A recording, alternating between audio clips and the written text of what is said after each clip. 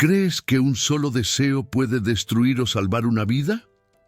En Veracruz, una señora poderosa ordenó al joven Damián algo impensable: darle un hijo, costara lo que costara. Pero detrás de la amenaza se esconden secretos más oscuros que el propio miedo. Esta es una historia para no olvidar. Suscríbete y cuéntanos en los comentarios desde dónde nos estás viendo ahora. ¿Crees que un solo deseo puede destruir o salvar una vida? En Veracruz, una señora poderosa ordenó al joven Damián algo impensable: darle un hijo, costara lo que costara. Pero detrás de la amenaza se esconden secretos más oscuros que el propio miedo. Esta es una historia para no olvidar. Suscríbete y cuéntanos en los comentarios desde dónde nos estás viendo ahora. La noche pesa como miel oscura cuando la campana de la hacienda corta el silencio con su lengua de hierro y hace temblar el aire y las muñecas. Damián camina por la avenida de Flamboyanes, la piel húmeda de azúcar en suspensión, sintiendo en su lengua el sabor salado de su propio miedo. Sus pasos resuenan sobre los adoquines irregulares, cada ruido amplificado por el vacío inquietante de la noche tropical. En la casa grande, las cortinas de seda se mueven con el viento tibio y la luz de las lámparas transforma el mármol en ámbar líquido. Las ventanas altas observan como ojos sin párpados. Clarisa lo espera como se espera un veredicto de los dioses. Se mantiene cerca de la chimenea apagada a pesar del calor que todavía se adhiere a las paredes. Su espalda está recta, su postura impecable, pero hay algo frágil en la manera en que respira. Cuando habla, su voz es un hilo tenso entre la orden y la súplica. Dame un hijo esta noche, o te destruyo. La frase entra en Damián como una hoja afilada, hiere el orgullo, perfora la memoria de todas las humillaciones, abre las cicatrices mal cerradas de su infancia, compartida entre dos mundos que no querían ninguno de él. Los insultos murmurados a sus espaldas, las puertas que se cerraban, las sonrisas que se borraban cuando él entraba en algún lugar. Todo resurge de golpe, pero la frase también revela una fisura en los muros helados de la dama. Algo en su mirada vacila, como una llama a punto de extinguirse. El olor a ron añejo flota en la habitación, mezclado con el perfume de jazmín que emana de la piel de Clarisa y el crujido obstinado del suelo que protesta bajo el peso del silencio. Todo esto hace vibrar la escena como una pesadilla lúcida, demasiado real para ser soñada, demasiado extraña para ser aceptada sin resistencia. Todo es contraste: el lino fino contra el algodón áspero, el cristal tallado contra la cerámica tosca, el poder que aplasta contra la dignidad que resiste. El clima emocional oscila entre el vértigo y la suspensión peligrosa. Un precipicio se abre bajo los pies de ambos, invisible pero perfectamente real. La cámara imaginaria insiste en los detalles reveladores. Una copa de cristal con gotas que caen lentamente, cada una captando la luz antes de desaparecer. El broche de perla de Clarisa que tiembla al ritmo de su respiración contenida. La mano de Damián cerrada en un puño apretado que no quiere mostrar, las uñas hundiéndose en la palma hasta dejar marcas en forma de luna. Surgen símbolos como presagios que no se pueden ignorar. El machete de cortar caña, dejado en el patio después del trabajo, brilla bajo la luna como un fragmento de metal sagrado. La campana que no se calla, continuando resonando en los oídos mucho después del último golpe. La ventana abierta sobre un mar negro que nadie se atreve a enfrentar, infinito y amenazante. Aquí, el conflicto nace entero y sin compromiso posible. Damián no puede aceptar la imposición sin traicionarse, sin convertirse en lo que siempre ha rechazado ser: un simple instrumento, una cosa que se usa. Pero rechazar significa arriesgar el trabajo que lo alimenta.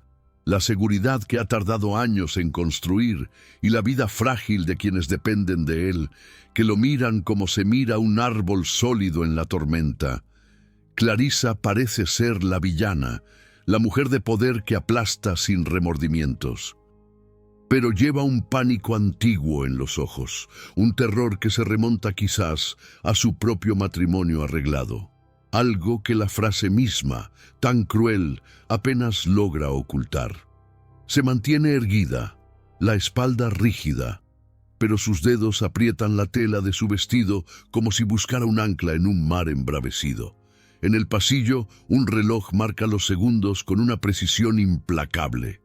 Cada tic recuerda que el tiempo avanza, que las decisiones deben tomarse. El perfume de jazmín se mezcla ahora con algo más amargo, quizás el sudor, quizás el miedo que no tiene nombre y que se adhiere a la piel como una segunda naturaleza. Damián siente su corazón latir contra sus costillas como un tambor de guerra sordo. Quiere hablar, defender su dignidad, pero las palabras se atoran en su garganta, demasiado pesadas, demasiado peligrosas. Piensa en su madre, en sus manos callosas que amasaban el pan cantando canciones criollas, en su padre que prometía un futuro mejor antes de desaparecer en sus propias mentiras y sus propias cobardías.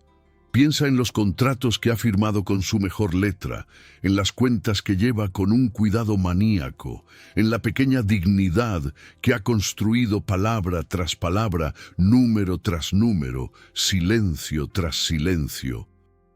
Todo eso puede desaparecer con un solo gesto de esta mujer, con una sola frase murmurada en los oídos correctos. La lámpara vacila y proyecta sombras danzantes. Una gota de cera cae sobre el suelo de mármol y se solidifica inmediatamente, blanca y dura. Clarisa espera, y en esa espera tensa hay algo que se parece a la desesperación mal disfrazada. Damián comprende entonces, con una claridad que lo hiela, que esta noche cambiará todo, sin importar su respuesta, sin importar su elección. El viento trae el olor salado del mar y el sonido distante de los tambores que aún laten en los barrios. En algún lugar, la vida continúa, ignorando el drama que se desarrolla en esta habitación de paredes de mármol y secretos pesados. El día nace con olor a bagazo y aire marino, esa combinación particular que define la isla y se adhiere a la piel. Damián camina entre las hileras de caña de azúcar que se elevan como muros verdes, la camisa ya pegándose a su espalda a pesar de la hora matinal. El rocío no se ha secado aún, y cada paso deja una huella en la tierra roja. Mientras avanza, la memoria convoca a su madre criolla enseñando proverbios cerca del fogón, su voz suave repitiendo que la paciencia es la madre de todas las virtudes, y a su padre español, casi un fantasma en sus recuerdos, prometiendo un futuro digno que nunca llegó entero, que se fragmentó en 1000 pedazos imposibles de reunir. El murmullo de los trabajadores sube de los campos como una oración colectiva, puntuado por el latido distante del son jarocho que aún resuena de la noche anterior. En la cocina de la casa grande, el susurro de las ollas de mole que hierven a fuego lento crea un coro de vida que contrasta violentamente con el silencio calculado, casi amenazante, de los salones. La cámara interna de Damián insiste en los detalles reveladores. Las manos callosas que sostienen el lápiz con una precisión de contador, el cuaderno de cuentas impecable donde no falta ni una coma, la voluntad férrea de hacer todo correctamente, de nunca dar pie a la crítica, solo para existir sin pedir permiso. Clarisa, desde lo alto del balcón de su habitación, observa la hacienda como quien vigila su propio corazón enfermo. El rostro perfecto, empolvado con cuidado, no sostiene la fatiga que marca las comisuras de sus ojos. Sobre su tocador, las cartas del marido ausente, Rodrigo, se apilan como sentencias. traen amenazas delicadamente envueltas en papel de calidad. Mi paciencia tiene límites, escribe en la última.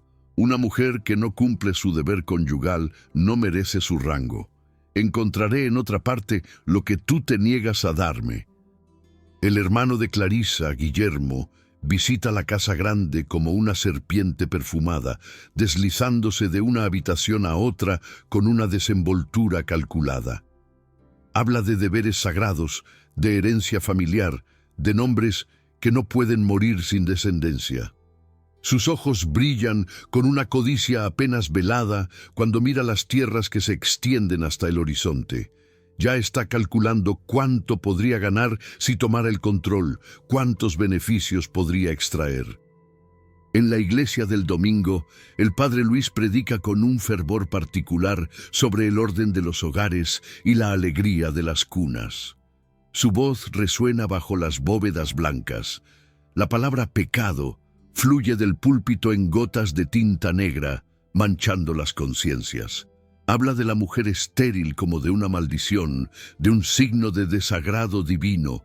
Los fieles asienten con la cabeza, absorbiendo el veneno con devoción.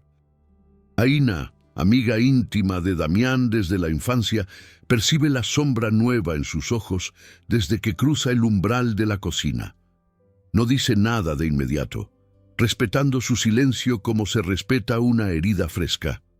Ofrece lo que puede. Una presencia sólida, comida caliente que huele bien a hoja de laurel y leche de coco. Un cuidado que no pide nada a cambio. La emoción dominante de este día es una tristeza contenida, pesada como un cielo antes de la tormenta y un murmullo de indignación que comienza a hervir bajo la superficie. Los indicios visuales se acumulan. El rosario entre los dedos del padre que se desliza como una cuenta regresiva. Un pañuelo de Clarisa abandonado en una silla, manchado de sangre de nariz, prueba de una tensión que sube. La sombra de Guillermo que se alarga desproporcionadamente sobre el mapa de las tierras extendido. En el despacho, sus dedos trazando fronteras imaginarias. Las relaciones comienzan a reorganizarse en un ballet complejo. La pretendida maldad de Clarisa gana un temblor humano, una vulnerabilidad que perfora bajo la armadura de su autoridad. El público comienza a sentir que hay cadenas invisibles que retienen a todos en esta casa, que nadie es realmente libre. En la cocina, Aina prepara el almuerzo. Sus manos se mueven con la gracia adquirida a través de los años, cortando las verduras, mezclando las especias, probando la salsa con una concentración que oculta su inquietud. Pero sus ojos vuelven siempre hacia la puerta, esperando. Cuando Damián llega finalmente, ve inmediatamente que algo ha cambiado en profundidad. Hay una rigidez nueva en sus hombros, como si cargara un peso invisible y una distancia en su mirada que no existía la víspera. Coloca un plato humeante frente a él sin hacer preguntas. Sabe que hablará cuando esté listo, cuando las palabras encuentren su camino a través de la confusión. En el balcón, Clarisa sostiene una carta arrugada entre sus dedos temblorosos. Las palabras de Rodrigo son como golpes dados con precisión. Si no me das un heredero antes del fin del año, encontraré una mujer que lo haga. Volverás con tu hermano sin un centavo. Guillermo ha añadido sus propias amenazas al margen con una escritura más brutal. El padre Luis le ha enviado una nota piadosa sobre los deberes sagrados de la esposa cristiana. Todos quieren algo de ella. Nadie pregunta qué quiere ella, qué siente. Mira la hacienda abajo. Los trabajadores se mueven entre las cañas como figuras en un cuadro viviente. Damián se distingue entre ellos. Más alto, el andar más seguro, una autoridad natural en sus gestos. Recuerda la noche anterior, la forma en que él la miró a los ojos sin bajar la cabeza. No con odio, como ella esperaba, tampoco con deseo, con algo más complejo, más perturbador. Algo que se parecía peligrosamente a la comprensión. Cuando la noche regresa, Damián entra en el gran salón con la dignidad de alguien que conoce el valor de su propio nombre. Ha repetido las palabras todo el día, las ha pesado como se pesa el oro, las ha pulido hasta que brillan con una claridad peligrosa. Dice no, un no murmurado pero entero, un no que lleva el respeto y el dolor en partes iguales. Esta palabra cuesta más de lo que puede decir, pero la pronuncia de todos modos, porque ciertas cosas no pueden comprarse, ni siquiera al precio de la supervivencia. Clarisa reacciona como alguien que ha recibido una bofetada invisible. Los párpados vibran, la boca se endurece en una línea fina, y durante un instante breve pero revelador, la máscara amenaza con caer completamente. El aire en la habitación se vuelve espeso, casi sólido, como si el silencio mismo pesara toneladas. Se endereza, busca la armadura de su autoridad, pero sus manos tiemblan ligeramente cuando las posa sobre el respaldo de una silla. Dobla la apuesta con la precisión de alguien que ha aprendido a jugar este juego cruel desde la infancia. Habla de contratos que pueden anularse con un trazo de pluma, de recomendaciones de banqueros que se evaporan como el rocío de la mañana, del poder que posee para aniquilar a un hombre con una sola frase bien colocada en los oídos correctos. Su voz no tiembla, pero hay algo desesperado en la manera en que enumera sus armas, como si intentara convencerse a sí misma de su propio poder. Afuera, Francisco, rival de Damián y candidato hambriento a su posición, pega su oreja contra la puerta entreabierta. Escucha los fragmentos de conversación, recoge las migajas de palabras como una rata hambrienta, mastica la envidia como se masca caña cruda hasta que los dientes sangran. Cada frase que capta es un arma potencial, una palanca que puede usar para derribar a quien se interpone entre él y lo que codicia. El clima es de tensión fisurada, como un vidrio a punto de estallar. El salón parece encogerse a su alrededor, las paredes acercándose imperceptiblemente. La luz baja, o quizás es simplemente la percepción que cambia bajo el peso del conflicto. La cámara lenta se posa sobre la licorera de ron, revelando una fisura en el cristal que nadie había notado antes, un presagio claro de lo que seguirá. El líquido ámbar capta la luz de la lámpara y la transforma en algo que se parece a sangre dorada. Aína, que conoce los ritmos de la casa como se conocen los latidos del propio corazón, llama a Damián hacia la cocina. El olor de las empanadas de pescado recién fritas abre un oasis temporario de normalidad en el desierto de tensión que invade la casa grande, pero las manos de Damián tiemblan visiblemente cuando intenta partir el pan, sus dedos negándose a obedecerle completamente. Aína no hace preguntas directas, no exige explicaciones. Simplemente ofrece sus oídos y su presencia, un puerto seguro en la tormenta que se levanta. En contrapunto perfecto, el padre Luis visita a Clarisa para una sesión de oración nocturna. Se instala en el salón con la desenvoltura de alguien que se siente en casa donde quiera que resida el poder. Su oración parece más un mensaje social codificado que un verdadero puente hacia lo divino. Cada palabra cuidadosamente escogida para recordar los deberes, las obligaciones, las consecuencias del incumplimiento de las reglas establecidas. Su voz untuosa llena la habitación como aceite, resbaladiza e imposible de atrapar. Los símbolos continúan acumulándose con una insistencia inquietante. Un jarrón de porcelana, herencia de familia, se rompe al menor contacto sobre una mesa por demás estable, como si los objetos mismos reaccionaran a la tensión ambiente. Los pétalos perfumados se esparcen por el suelo en un patrón que se parece a sangre seca.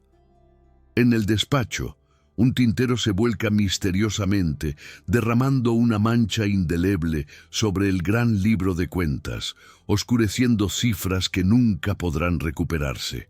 La mancha se extiende lentamente, inexorablemente, como una profecía que se cumple. La relación entre Clarissa y Damián encuentra su primera articulación compleja en este rechazo. Aún no es seducción, ciertamente no es amor. Es una colisión entre dos fuerzas que se reconocen mutuamente sin comprender aún qué significa ese reconocimiento. Las reglas rígidas de la casa, los murmullos envenenados que ya circulan en la región, los ojos de Francisco que acechan como los de un depredador, todo se convierte en obstáculo externo inmediato. En su habitación, solo con la noche que presiona contra las ventanas, Damián siente el peso de su decisión. Ha dicho no, ha defendido su dignidad, pero ¿a qué precio? El sueño no llega. Al otro extremo de la casa, Clarissa camina de un lado a otro sobre el mármol frío, descalza, su camisón blanco haciéndola parecer un fantasma de sí misma. Ella también es prisionera de esta noche sin fin, de este conflicto que no tiene solución fácil, de esta guerra silenciosa donde nadie puede realmente ganar. 3 días transcurren en una tensión que nunca se relaja completamente. Luego viene la noche del fandango, invadiendo el patio con una fuerza primitiva que no puede contenerse. Los tambores marcan un corazón antiguo, un latido que existía antes de las haciendas, antes de los amos, antes de que las cadenas transformaran a los hombres en mercancías.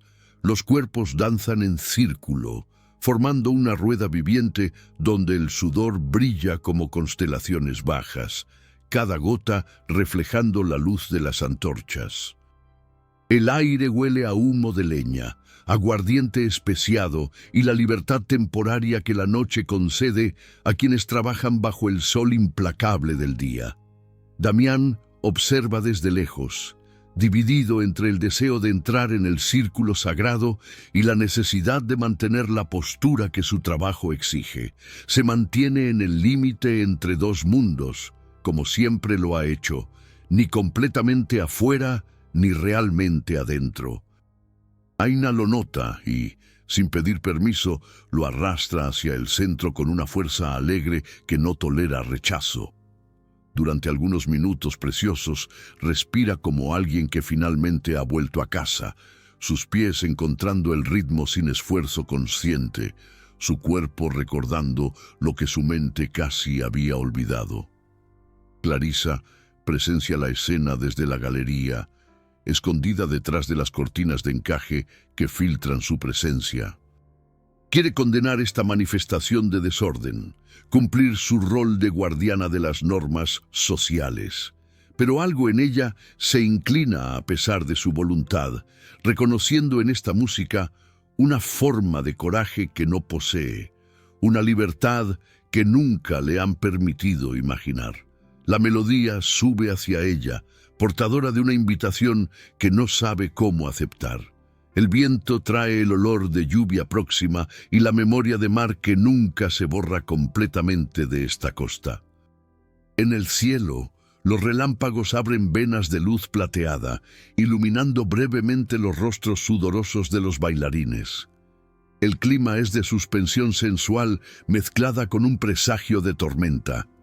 Algo va a romperse pronto, todos lo sienten, pero nadie sabe exactamente qué ni cuándo. Los indicios visuales se acumulan con una precisión perturbadora. Los fragmentos de vidrio del jarrón roto, cuidadosamente recogidos pero aún no desechados, esperan en un rincón como testigos silenciosos. Una lámpara de aceite se niega obstinadamente a permanecer encendida a pesar de los intentos repetidos, la mecha apagándose cada vez que se cree haberla arreglado. El corsé de Clarissa, vislumbrado brevemente a través de una puerta entreabierta, aprieta más de lo que debería, dejando marcas rojas sobre su piel blanca. Y la hoja del machete de caña, olvidada otra vez exactamente donde no debería estar, continúa brillando con una insistencia casi sobrenatural. Francisco aprovecha la oscuridad y la distracción general para hacer su trabajo de destrucción. Se mueve como una sombra entre las sombras, deteniéndose cerca de los grupos de trabajadores, dejando caer palabras como «se siembra veneno». Ha visto a Damián entrar tarde en la casa grande, murmura con una sonrisa torcida. Ha oído ruidos extraños, voces que se llevaban en la noche. Solo observa, por supuesto, solo cumple su deber de vigilancia. Pero los ojos se abren, los oídos se tensan, y la semilla de sospecha comienza a germinar en el suelo fértil de los celos y la curiosidad malsana. En la cocina deposita insinuaciones como se depositan migas para que las hormigas sigan el camino. Deja las frases sin terminar, permite que otros llenen los espacios en blanco con sus propias suposiciones. Es un arte que domina perfectamente, el de destruir sin pronunciar nunca una acusación directa. El padre Luis, informado por canales discretos, ya comienza a preparar un sermón hecho a medida para la ocasión, un sermón que hablará de tentación, de transgresión y de castigo divino sin nombrar nunca a nadie directamente. Las relaciones giran en rotación lenta pero inexorable. Aina confronta a Damián con la delicadeza de alguien que manipula una herida abierta. Quiere nombrar el peligro que acecha, impedir que su honor sea triturado en los engranajes de la hipocresía social. Sus palabras son suaves pero firmes. Buscan razones para destruirte, no les des armas. Clarisa, por su parte, desciende un escalón en la escalera abrupta de su orgullo. En un encuentro breve y tenso, intenta algo que se parece casi a una disculpa, pero la palabra muere en sus labios antes de poder tomar forma. Abre la boca, la cierra, y finalmente se contenta con una mirada que dice lo que la voz se niega a pronunciar. No es gran cosa, pero es suficiente para que Damián comprenda que algo ha cambiado ligeramente en la estructura aparentemente inmutable de su conflicto. La noche avanza, los tambores continúan, y en algún lugar, entre la música y el silencio, entre la danza y la inmovilidad, algo nuevo comienza a tomar forma, frágil como una llama en el viento, pero real. En el calor cegador de la tarde, cuando incluso los insectos buscan la sombra y el sol transforma el mundo en un horno inmenso, Damián atraviesa el corredor prohibido de la casa grande. Sus pasos son silenciosos sobre la alfombra gastada. Su corazón late contra sus costillas como si buscara escapar. No es su lugar, lo sabe, pero algo lo ha atraído aquí. Quizás el instinto, quizás el destino que tira de sus hilos invisibles. En una fisura de puerta entreabierta, oye lo que nunca debería oír. La voz de Rodrigo, grave y segura, se escucha claramente en el pasillo vacío. El marido de Clarisa, recién llegado para un baile en la ciudad vecina, confiesa al padre Luis lo que todos fingen ignorar. Es estéril. Las palabras caen como piedras en un pozo profundo. Lo sé desde hace años, dice con una franqueza brutal. Pero ¿qué importa la verdad cuando se puede construir una mentira aceptable? Los dos hombres traman un arreglo con la precisión de contadores, calculando ganancias. Cualquier hijo que Clarisa porte será saludado como heredero legítimo, sin importar quién lo engendró, siempre que las apariencias se mantengan intactas y que el silencio se guarde como una religión. El padre pide discreción y habla de caridad cristiana, con una voz que huele a hipocresía. Rodrigo ofrece a cambio donaciones generosas a la iglesia y lugares privilegiados en las primeras filas de las ceremonias importantes. El regateo de lo sagrado y lo profano se desarrolla con una facilidad que hiela la sangre. En su habitación, Clarisa se mantiene de pie frente al gran espejo de cuerpo entero, heredado de su abuela. El vidrio está fisurado desde un día antiguo que prefiere no recordar. Quizás el día de su boda, quizás una noche en que la rabia tuvo razón sobre el control. La fisura atraviesa su reflejo en diagonal, dividiendo su rostro en varios fragmentos que ya no se alinean perfectamente. Mujer, esposa, moneda de cambio, señora de la casa, prisionera, todos estos roles se reflejan en pedazos separados, incapaces de formar un todo coherente. El clima es de revelación y vértigo moral. El mundo se inclina ligeramente sobre su eje. El sonido del reloj en el pasillo resuena ahora como un martillo sobre un yunque, cada segundo marcando la construcción de una jaula invisible. El sabor a hierro invade la boca de Damián, como si el asco tuviera un sabor físico. Los indicios visuales se acumulan con una precisión cinematográfica, la fisura del espejo que se niega a ser ignorada, capturando y deformando la luz, la pluma del padre que rasca el papel oficial, redactando un acuerdo que huele a complot y traición, el anillo de 1900. Rodrigo que golpea la mesa de madera como un sello de plomo, marcando cada punto del arreglo con una autoridad fría. Damián, dividido entre una rabia que le quema la garganta y una compasión inesperada que le oprime el corazón, busca a Clarisa. La encuentra en el jardín interior, sentada en un banco de piedra bajo un mango centenario. Mira el vacío con ojos que parecen haber perdido su capacidad de ver realmente. Cuando él le cuenta lo que ha oído, al principio no reacciona. El silencio se estira como un elástico a punto de romperse. Luego ríe, una risa que se parece más a un sollozo estrangulado que a una expresión de alegría. El sonido es desgarrador, casi insoportable de escuchar. Es la risa de alguien que acaba de comprender que la jaula en la que vive es aún más pequeña de lo que pensaba.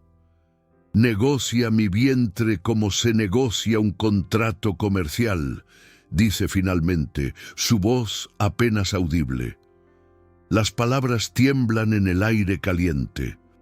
Luego viene la ira, una furia silenciosa que hace vibrar todo su cuerpo, que transforma sus manos en puños cerrados y su rostro en una máscara de rabia contenida. Es en este momento de verdad cruda, bajo la sombra protectora del mango, que una alianza comienza a nacer, tímida como una llama que se protege con la palma de la mano, frágil como una promesa murmurada en la oscuridad, pero real. Todavía no son amantes, quizás nunca lo serán en el sentido tradicional. Pero se convierten en cómplices, dos prisioneros que descubren que comparten la misma celda y que juntos, quizás, pueden encontrar una llave que solos nunca podrían forjar. Damián ve a Clarisa diferente ahora. Ya no como la mujer poderosa que lo amenaza, sino como otra víctima de un sistema que tritura a todos con una imparcialidad cruel. Clarisa, por su parte, ve en Damián ya no un instrumento a usar, sino un ser humano completo, con su propia dignidad y sus propias heridas. Este reconocimiento mutuo cambia la geometría de su relación, abre posibilidades que no existían antes. Aina, con su intuición que nunca se equivoca, percibe el cambio en los silencios de Damián. La manera en que pronuncia el nombre de Clarisa ha cambiado. Ya no hay la misma tensión, la misma amargura. Comprende que algo se ha desplazado en el equilibrio del mundo y elige la grandeza. Continúa ofreciendo su apoyo sin condiciones, aun sabiendo que el camino que Damián sigue ahora la dejará necesariamente a un lado. Es un sacrificio silencioso, invisible para todos, excepto para ella, pero lo hace con una gracia que honra su carácter. La tarde cae sobre la hacienda con sus colores de fuego y sangre. Las sombras se alargan desproporcionadamente, transformando los objetos familiares en formas extrañas y amenazantes. En algún lugar de la casa, Rodrigo y el padre finalizan su acuerdo impío. En algún lugar de los campos, Francisco continúa su trabajo de destrucción gota a gota. Pero en el jardín, bajo el mango, dos almas heridas han encontrado un terreno común, pequeño, precario, pero suficiente para construir algo nuevo. Una semana pasa, marcada por silencios pesados y miradas furtivas. Luego Guillermo llega a la hacienda como una tormenta anunciada, pero no menos destructiva por eso. Su calesa levanta nubes de polvo rojo que lo cubren todo, porta papeles que huelen a tinta fresca y amenaza legal, documentos preparados con cuidado por abogados que conocen todas las fisuras de la ley. Los papeles proclaman con una precisión burocrática que si ningún heredero directo nace en un plazo específico, las tierras de la hacienda pasarán bajo su tutela para proteger la integridad del linaje familiar y asegurar la continuidad de la herencia. Las palabras están escogidas con cuidado para sonar nobles y preocupadas, pero la intención subyacente es tan transparente como el vidrio. Guillermo no quiere proteger, quiere poseer. Sus ojos recorren los campos de caña con una avidez apenas disfrazada, calculando ya las ganancias futuras, imaginando los cambios que impondría desde el primer día de control. La hacienda, que tiene su propio ritmo y su propia conciencia colectiva, reacciona a su presencia como los animales reaccionan al acercamiento de un depredador. Los trabajadores se vuelven silenciosos y desconfiados. Las conversaciones se interrumpen a su paso. Los niños que jugaban desaparecen súbitamente dentro de las casas. Hasta los perros dejan de ladrar, como si comprendieran instintivamente que este hombre porta el peligro en su maletín de cuero fino. Francisco, viendo una oportunidad de oro, se activa con una energía renovada. Alentado por la presencia de Guillermo, descubre súbitamente irregularidades en las cuentas que Damián lleva, sin embargo, con un cuidado meticuloso. Un fraude inventado de pies a cabeza, con cifras torcidas y explicaciones que no resisten un examen atento, pero que suenan lo suficientemente convincentes para el oído no ejercitado. Insinúa el robo de equipos, menciona herramientas que han desaparecido, sugiere una corrupción sistemática sin presentar nunca pruebas concretas. El calor sube, volviéndose casi insoportable. La humedad pega los pensamientos a la piel como una segunda naturaleza. La casa grande pesa sobre sus cimientos como un templo antiguo que comienza a derrumbarse bajo su propio peso. Las tensiones sociales, económicas y emocionales convergen hacia un punto crítico. Clarisa, sintiendo la trampa cerrarse, impone su autoridad con una fuerza nueva, convoca a Francisco en el gran salón, ante testigos, y exige que presente sus pruebas. Su voz es fría y cortante como una hoja bien afilada. «Muéstreme esas cuentas fraudulentas», ordena. «Nombre a los testigos de esos robos supuestos. Hágalo ahora o cállese para siempre». El hombre tartamudea, busca excusas, intenta postergar la confrontación, pero Clarisa no le deja ninguna escapatoria. Por primera vez, su mirada cruza la de Damián no como señora y sirviente, sino como aliados en una batalla común. Esa mirada dice más que 1000 palabras. Te defiendo porque es justo y porque tu suerte está ahora ligada a la mía. Guillermo observa esta escena con ojos que calculan y recalculan, comprendiendo que su hermana ha cambiado de una manera que no había anticipado. Los indicios visuales continúan su acumulación inquietante. La firma de Guillermo sobre los documentos legales es desproporcionada, ocupando casi tanto espacio como el texto mismo, un signo de ego y ambición sin límites. La llave de la caja fuerte de la casa desaparece misteriosamente, dejando solo preguntas sin respuestas. En el gran libro de cuentas, una página entera ha sido arrancada con cuidado, los bordes dentados testimoniando una violencia contenida. Una vela se niega obstinadamente a encenderse a pesar de los intentos repetidos, la mecha permaneciendo fría y negra a pesar de la llama que la toca. Damián y Clarisa se reencuentran a la orilla del mar, allí donde las olas mastican las rocas con una paciencia milenaria, esculpiendo lentamente la piedra en formas nuevas. Es un lugar donde las paredes no tienen oídos, donde solo el viento puede llevar sus palabras hacia alta mar. Clarisa confiesa miedos de infancia, la noche en que su madre murió en el parto, dejándole un terror del mismo destino, el día en que su padre la vendió en matrimonio como se vende ganado en el mercado. Damián, a su vez, comparte el sueño que lleva desde hace años como un tesoro secreto: comprar una pequeña casa más allá en la costa, donde la tierra le pertenecería realmente, donde podría vivir sin permiso ni justificación. Un lugar donde su nombre no sería más una pregunta ni un insulto, sino simplemente un hecho aceptado. El deseo los rodea por primera vez con una luz de aurora. No el deseo brutal de posesión, sino algo más complejo y perturbador. Una atracción que mezcla el respeto, la comprensión compartida y el reconocimiento de una humanidad común largamente negada.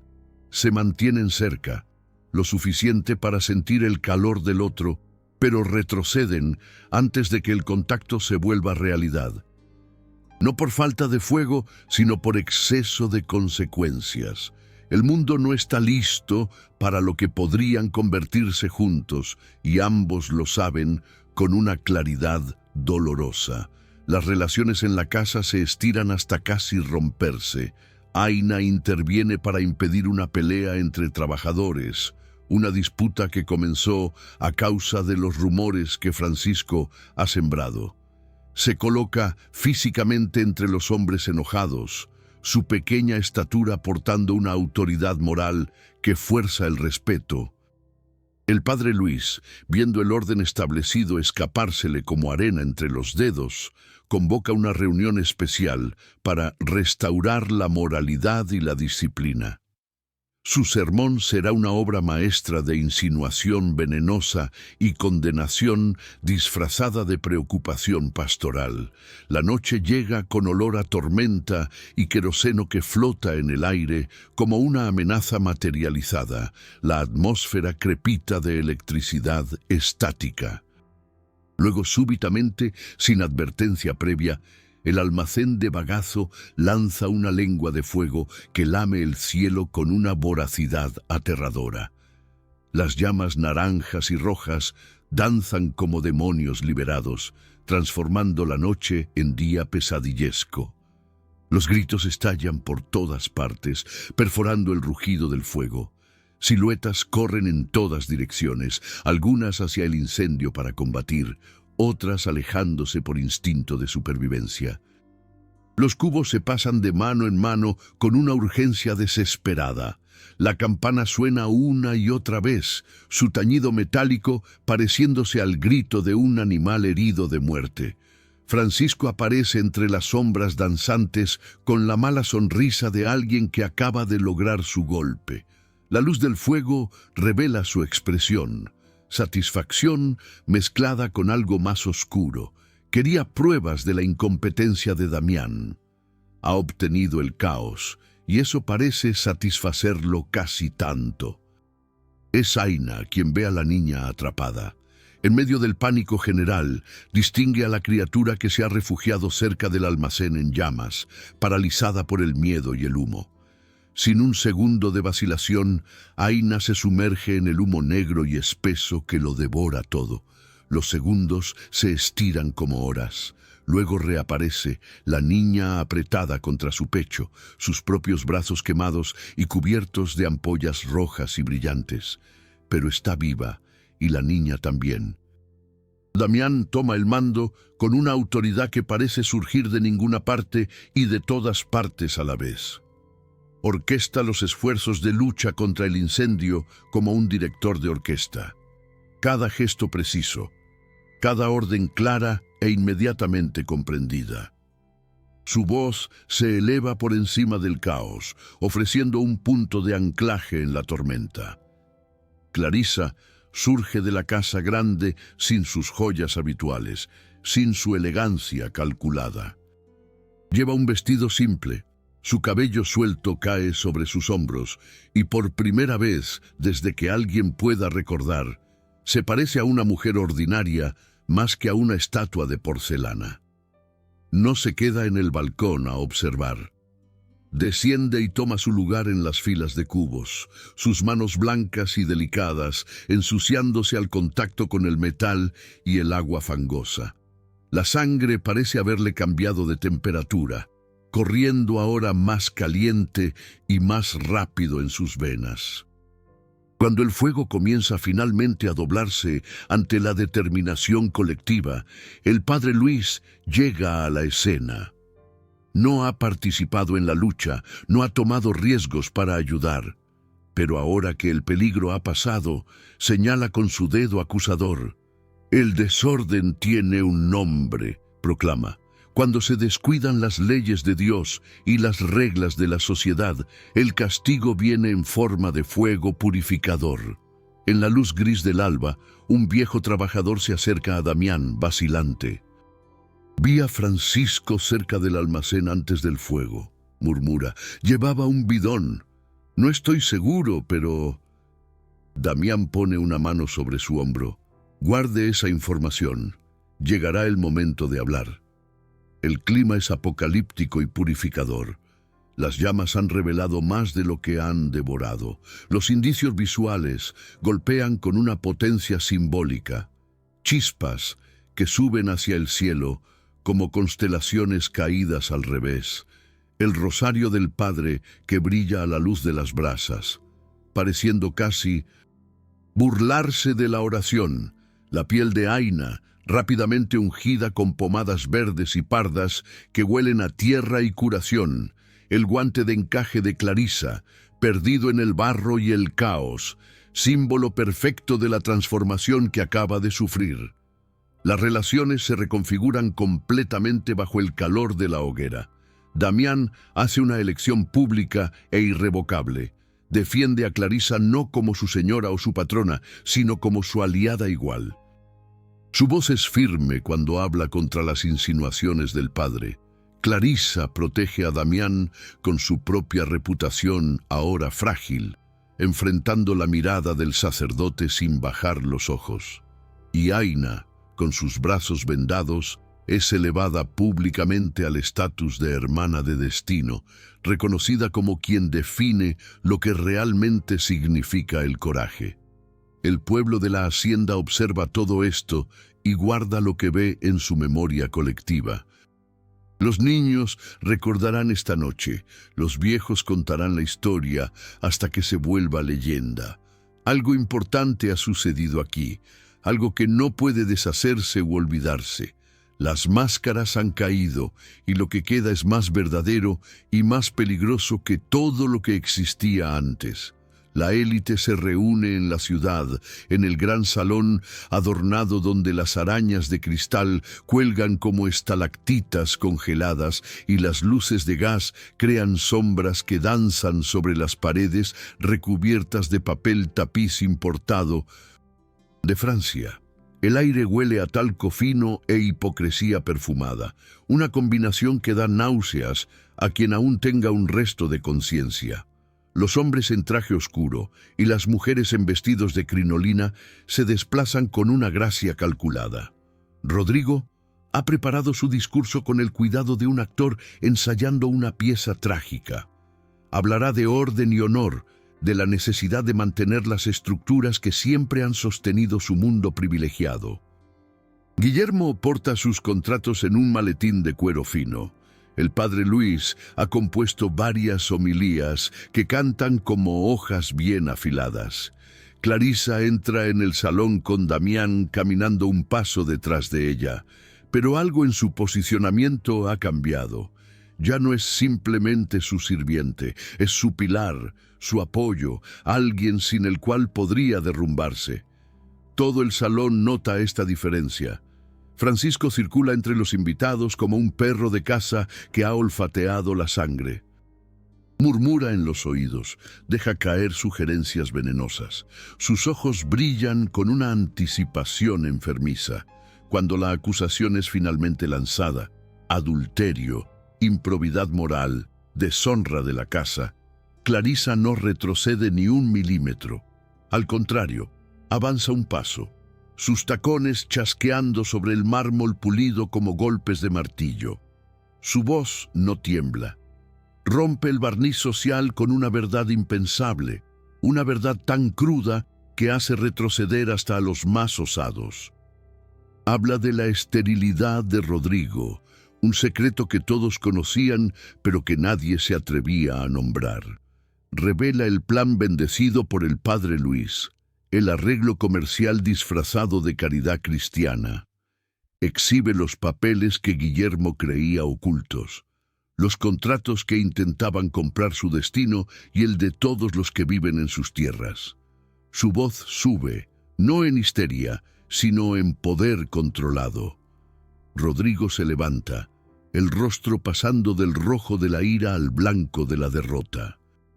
Abre la boca para defenderse, busca palabras que no vienen. Luego, comprendiendo que el juego está perdido, sale del salón sin una mirada atrás, dejando tras de sí un silencio más acusador que cualquier grito. Los murmullos estallan como olas que se rompen en la playa. Algunas mujeres llevan sus manos enguantadas a sus bocas. Otras aprietan sus crucifijos como si el objeto sagrado pudiera protegerlas de la verdad que acaba de ser liberada. Los hombres alisan sus bigotes y barbas con gestos nerviosos. La emoción en el salón alcanza un paroxismo que roza la locura colectiva. Es una mezcla tóxica de vergüenza reprimida, rabia impotente y una extraña liberación que nadie esperaba. Los indicios visuales se multiplican, las cartas exhibidas como reliquias invertidas, el gran espejo del salón que refleja los rostros partidos en pedazos, la campanilla que llama al orden sonando desafinada, como si hasta los objetos inanimados reconocieran que el orden antiguo ha muerto. Afuera, el mar resuena en resaca violenta. Las olas golpean las rocas con una fuerza inusualmente agresiva, como si la naturaleza misma reaccionara al drama que se desarrolla entre los muros civilizados. Damián toma la palabra a continuación, y su voz calmada pesa más que cualquier grito. No eleva el tono. En cambio, describe con una precisión quirúrgica la maquinaria que tritura vidas humanas en nombre de nombres y herencias. Habla de dignidad robada, de humanidad negada, de verdades enterradas bajo capas de conveniencias sociales podridas. Cada palabra es una piedra que coloca con cuidado. Aina, sus brazos todavía vendados, las marcas de quemadura visibles a través de la tela blanca, se levanta lentamente. No dice nada al principio. Su simple presencia de pie y viva testimonia una decencia que ninguno de los notables presentes puede igualar. Cuando habla finalmente, su voz es suave pero llega hasta los rincones más alejados del salón. Habla de lo que ha visto, de quién realmente trabajó durante el incendio y quién llegó después para distribuir juicios. Nombra a Francisco como la fuente del veneno que ha infectado la hacienda, lo hace sin odio, simplemente con una verdad que no puede ser contestada. El silencio que sigue es absoluto. Damián hace señas al viejo que esperaba en las sombras. El trabajador se adelanta, temblando pero decidido. Relata lo que ha visto. Francisco cerca del almacén con un bidón de queroseno, los gestos furtivos, la sonrisa satisfecha cuando las llamas estallaron. Francisco retrocede como si las palabras fueran golpes físicos. Niega, su voz subiendo en desesperación, buscando con los ojos un aliado. Pero nadie lo mira más. Hasta Guillermo desvía la mirada. La ley podría enviarlo a prisión por años, dice Clarisa, su voz tan cortante como una sentencia. Incendio criminal, puesta en peligro de vidas, destrucción de bienes. Deja caer cada acusación como una piedra. Pero no necesito que la justicia colonial haga ese trabajo. Váyase, ahora, y si su sombra toca de nuevo esta tierra, no tendré más piedad. Francisco busca una salida, pero los cuerpos se cierran a su alrededor. No amenazantes, simplemente presentes. Sale tambaleándose. El silencio lo sigue como una condena. Su partida es menos una huida que una expulsión silenciosa, el rechazo colectivo de un hombre que eligió la destrucción en lugar de la dignidad. El pueblo se aglomera en las puertas y ventanas, sus rostros presionados contra el vidrio, sus oídos tensos para captar cada palabra. Son aquellos que han combatido el incendio, que han sudado bajo el sol, que han construido todo lo que la élite pretende poseer. Sus ojos de sal y sol observan, testifican y guardan. Las alianzas y traiciones se desarrollan como cuerdas de navío que se desatan bajo la tensión. Algunos nobles, viendo el barco de Rodrigo tomar agua, saltan discretamente por la borda. El padre Luis busca refugio en oraciones tardías, pero su voz que ayer comandaba respeto resuena ahora como un gong agrietado. El público aprende esta noche el verdadero nombre del coraje, y ese nombre es Clarisa. No la Clarisa de los salones, sino la que ha emergido de las llamas y que ahora se mantiene de pie ante sus pares y se niega a doblarse. Ha pagado el precio de su verdad con su reputación, pero ha ganado algo más precioso: el respeto de quienes saben reconocer la fuerza auténtica cuando la ven. La resaca del escándalo inunda los corredores y las calles como una marea que nunca se retira completamente. Rodrigo, ahora desacreditado ante los ojos de todos los que cuentan, se retira a un hotel de la ciudad rodeado de abogados que hablan mucho, pero no pueden hacer nada para restaurar un honor que nunca realmente existió. Sus cartas aún llegan a la hacienda, pero nadie las abre. Se apilan sobre un escritorio como monumentos a la insignificancia. Guillermo, amenazado con una investigación sobre sus propios asuntos financieros por adversarios que sienten su debilidad, pierde su brillo y su voz segura. Abandona la hacienda una mañana brumosa sin decir adiós. Su caleza levantando polvo que cae rápidamente como si la tierra misma quisiera borrar su presencia. Los contratos que había preparado con tanto cuidado se vuelven papel sin valor, buenos únicamente para encender los fuegos. El padre Luis decide retirarse para un periodo de oración y reflexión en otra parroquia, lejos de las miradas que ahora lo ven diferente.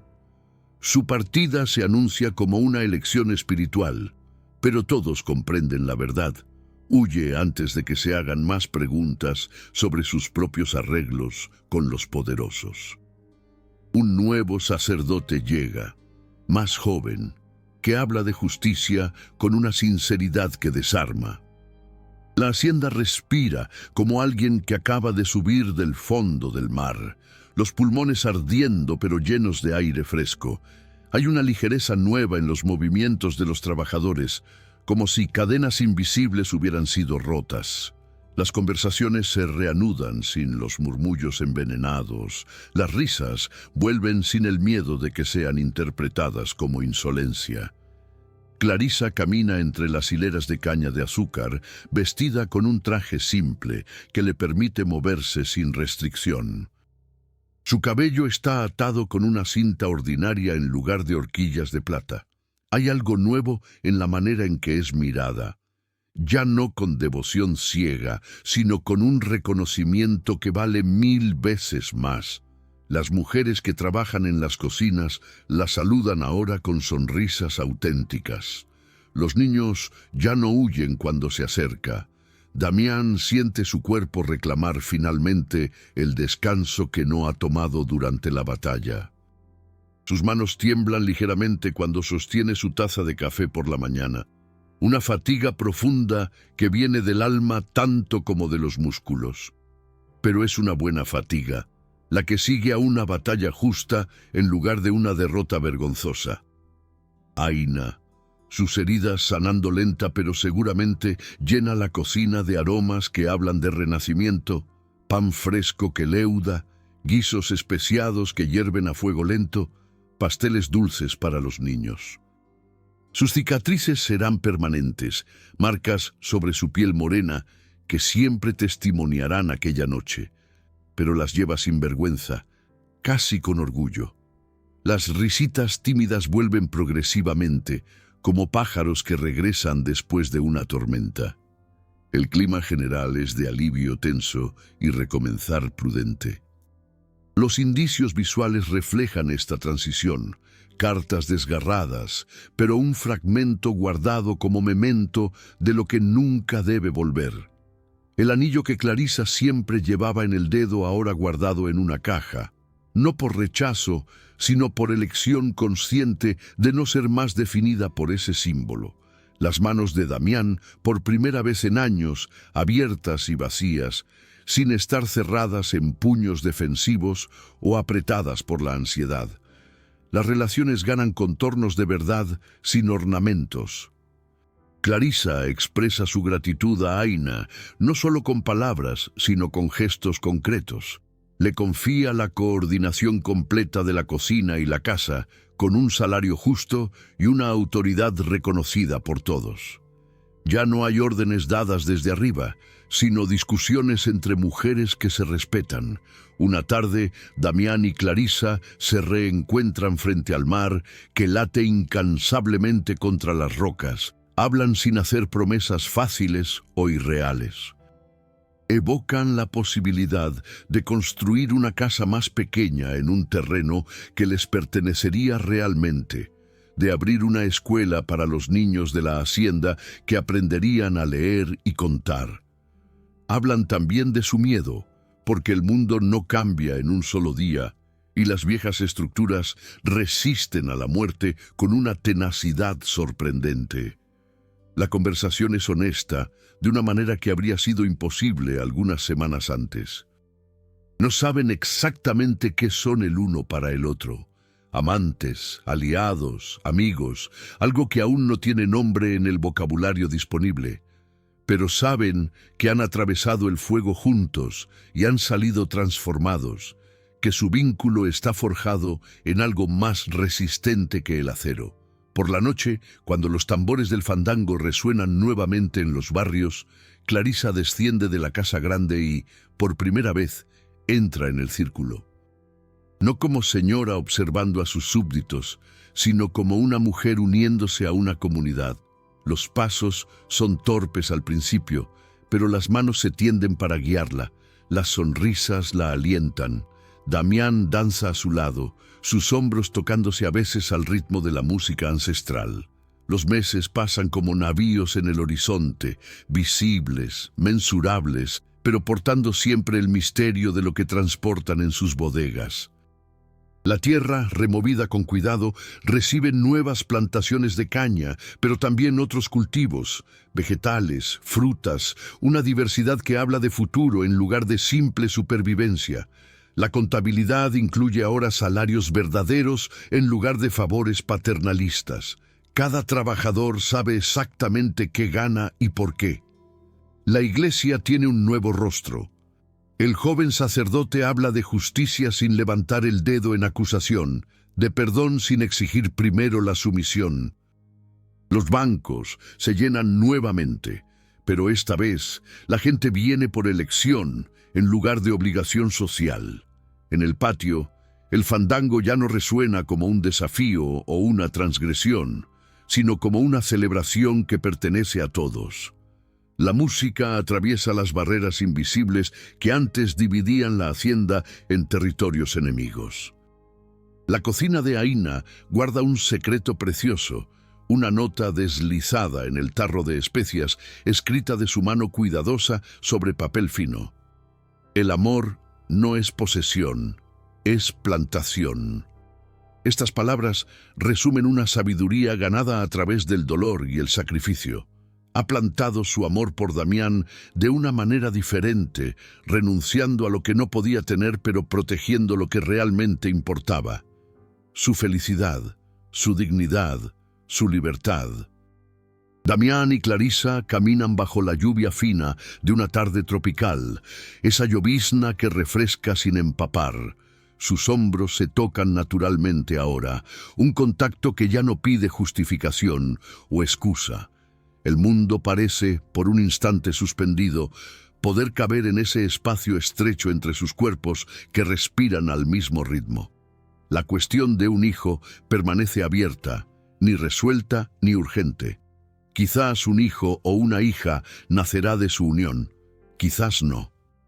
Pero ciertamente hay una casa que aprende a respirar sin mentiras, campos que producen sin lágrimas, una comunidad que crece en la dignidad recuperada. Sobre la colina baja, donde la vista abraza toda la hacienda, una construcción nueva comienza a tomar forma. La escuela prometida, con sus paredes blancas y sus ventanas grandes abiertas al futuro. Los cuadernos nuevos ya esperan, apilados con cuidado, cada uno portando la promesa de que el conocimiento ya no será un privilegio, sino un derecho. El broche de perla que Clarisa llevaba la primera noche, el que temblaba al ritmo de su miedo, está ahora fijado a su vestido de trabajo cotidiano, no como ornamento ostentoso, sino como recordatorio de quién era y de quién ha elegido convertirse. A veces, por la noche, cuando el silencio envuelve la hacienda como una manta, Damián recuerda el sabor de sal y miedo en su boca durante aquella primera confrontación. Clarisa recuerda la fisura en su armadura, el momento en que comprendió que su poder era también su prisión. Estas memorias ya no son heridas abiertas, sino cicatrices que cuentan una historia de transformación. La moral que el narrador murmura no es simple ni moralizadora. A veces la rebelión más peligrosa no es la que grita y rompe, sino la que reemplaza suavemente el miedo por la ternura, el contrato por la elección, la máscara por el rostro verdadero. Y si el amor ha florecido en este suelo improbable entre una mujer que tenía demasiado poder y un hombre que no tenía ninguno, es quizás porque las raíces más profundas crecen donde nadie pensó plantar. La hacienda continúa, la caña crece, el sol sale y se pone, pero algo esencial ha cambiado en la ecuación. El poder ya no pertenece a quien amenaza, sino a quienes eligen juntos cómo vivir, y es quizás, finalmente, la única revolución que realmente importa.